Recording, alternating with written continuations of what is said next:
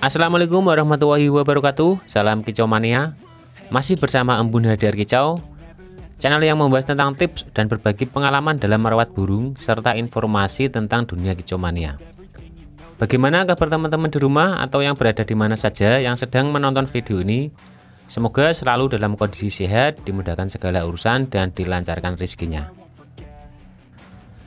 Di video pertemuan kali ini saya akan membahas tentang beberapa murai batu yang apabila digantangkan atau dilombakan, kinerjanya saat di akhir-akhir saja. Mungkin hal tersebut ada atau banyak menimpa murai batu teman-teman saat dilombakan, di mana murai batunya mulai enak keluar materi di pertengahan lomba atau kadang di akhir-akhir penilaian, atau juga bahkan penilaian sudah selesai. Ada beberapa faktor yang akan saya bahas kali ini dan sedikit analisa mengenai solusi untuk mengatasi kendala tersebut. Beberapa faktor yang saya sampaikan ini hanya beberapa dan mungkin sebenarnya masih banyak lagi faktor-faktor penyebabnya. Dan apa yang kita bahas kali ini semoga bisa menjadi tambahan referensi tentang perawatan-perawatan murai batu teman-teman di rumah dan semoga bermanfaat. Untuk itu jangan lupa like dan subscribe agar channel ini terus berkembang dan bersemangat untuk memberikan tips-tips berbagi selanjutnya. Jangan lupa tekan lonceng notifikasinya agar tidak ketinggalan video-video selanjutnya dari channel ini. Lanjut ke pembahasan apa saja faktor-faktor tersebut dan bagaimana solusi-solusinya. Pertama, faktor usia, mental, dan tingkat kemapanan murai batu. Kenapa hal ini menjadi pokok utama?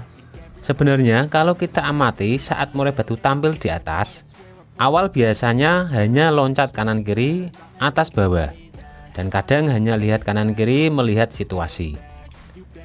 Selanjutnya setelah terlihat menurun atau berkurangnya tekanan musuh di sebelah-sebelahnya, murai batu tersebut mulai berani bunyi, entah itu hanya ngukluk, nembak-nembak atau mengeluarkan materi dan balik nekan musuh di sebelahnya. Tapi hanya saja waktunya sudah mulai di akhir penilaian atau bahkan penilaiannya sudah berakhir.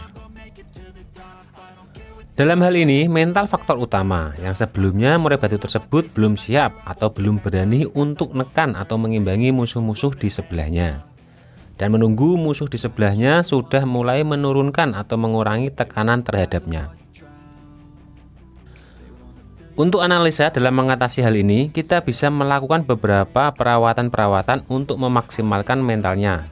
Bisa dengan rutin melakukan pengembunan di pola rawatan harian, sering dibiasakan di keramaian untuk memaksimalkan lagi tingkat kemapanannya, berikan terapi suara-suara gemericik air, dan terapi-terapi lain selama hal tersebut baik untuk memaksimalkan mental dan kemapanannya.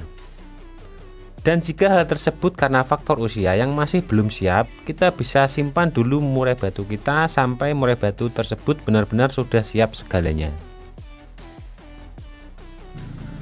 Yang kedua, faktor settingan lomba, terutama dalam hal pemberian atau setut extra folding. Apakah pemberian saat mau berangkat, atau ketika di lokasi, atau bisa setut saat mau naik. Hal tersebut sangat penting dalam kita memperhatikan, mengingat, dan menganalisanya bagaimana reaksi terhadap murai batu kita. Jika reaksinya cepat, berikan atau setut extra folding mepet, misal kurang 1 atau 2 sesi sebelum naik. Jika reaksinya lambat, berikan agak panjang lagi, di atas 2 atau 3 sesi. Dan extra folding apa yang kita pakai semua tergantung karakter murai batu masing-masing. Entah itu pakai jangkrik saja, ulat Hongkong, ulat kandang, ulat Jerman, kroto, dan lain sebagainya. Jadi dalam faktor yang kedua ini kemungkinan terjadi disebabkan karena setut atau pemberian extra folding yang terlalu mepet, di mana reaksi terhadap murai batu tersebut efeknya lambat dalam kinerjanya saat di atas, sehingga kerjanya di atas di akhir-akhir saja.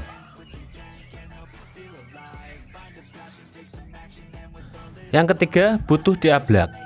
Dari faktor inilah ada beberapa tipe murai batu yang membutuhkan pengablakan terlebih dahulu sebelum dinaikkan.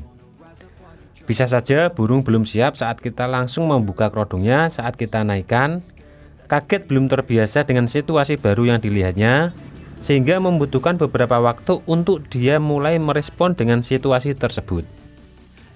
Selain itu, pengablakan bisa juga untuk memunculkan emosinya atau juga untuk sedikit mengurangi birahinya.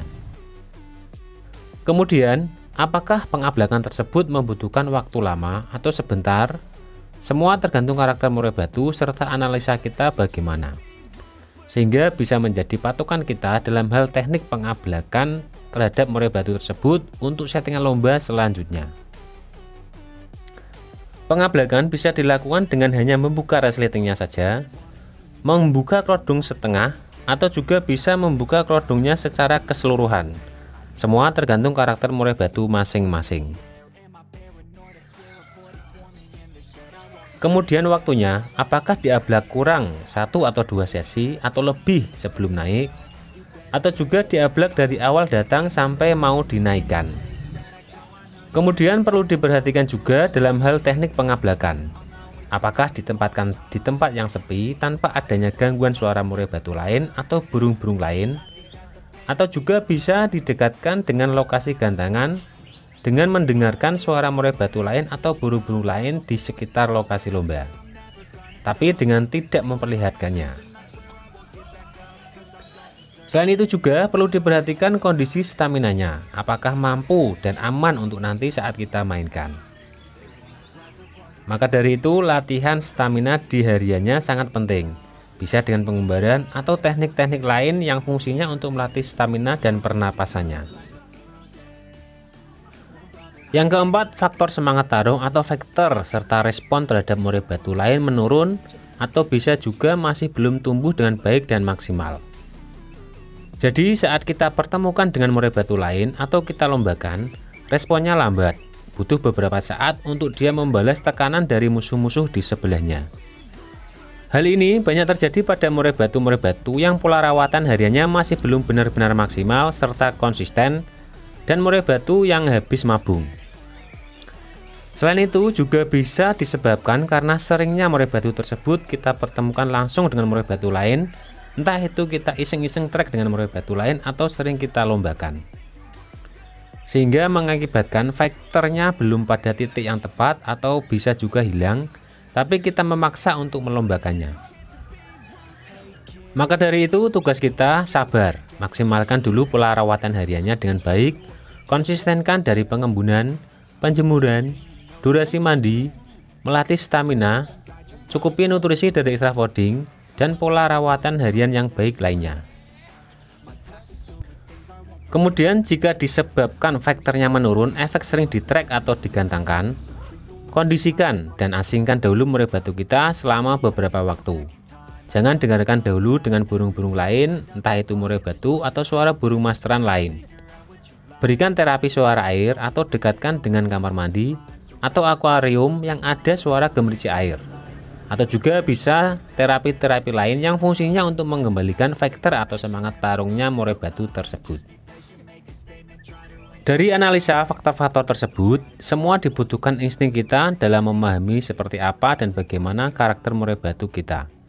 Kita bisa melihat, memperhatikan, dan bagaimana perilaku di rawatan harian dan set lomba, serta bagaimana kinerjanya nanti saat kita lombakan. Semua butuh proses dan membutuhkan waktu. Demikian sedikit pembahasan kita kali ini. Mungkin sebenarnya masih banyak lagi beberapa faktor dan solusi tentang tema kali ini. Mungkin teman-teman nanti bisa menambahkannya di kolom komentar. Pertanyaan, saran, dan kritik tetap kita terima sebagai bahan pembelajaran kita bersama. Mungkin cukup sampai di sini dulu video pertemuan kali ini. Jika bermanfaat, jangan lupa like. Dan agar tidak ketinggalan video tips-tips selanjutnya dari channel ini, jangan lupa subscribe dan tekan lonceng notifikasinya. Terima kasih sudah menonton. Saya akhiri. Assalamualaikum warahmatullahi wabarakatuh. Salam Kicomania Nusantara.